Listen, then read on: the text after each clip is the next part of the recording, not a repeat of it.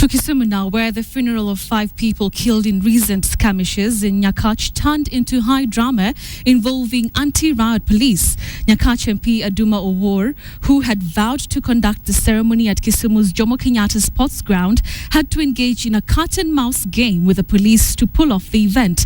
Fredo gives us the story.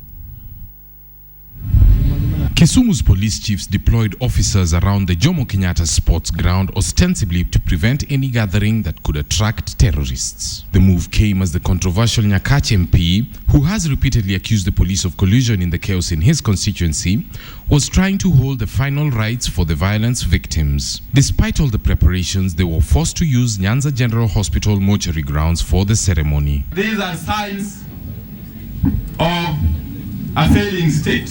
You know, states don't just fail overnight. States start to fail in this manner, where citizens can be slaughtered in broad daylight for no good reason. This kind of mass murders, of mass burials, are things that can only remind us of the unfortunate events of Rwanda in 1994. Speaker after speaker claimed that the bloodshed in Nyakach is a meticulously planned process that shadowy figures are pushing, with cattle theft being used as a smokescreen. How come that this time they are attacking the very people who live in the border with them? Why?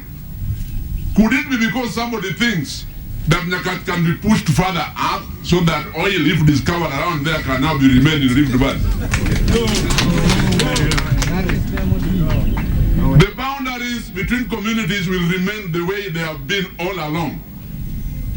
Boundaries will not be shifted with or without oil.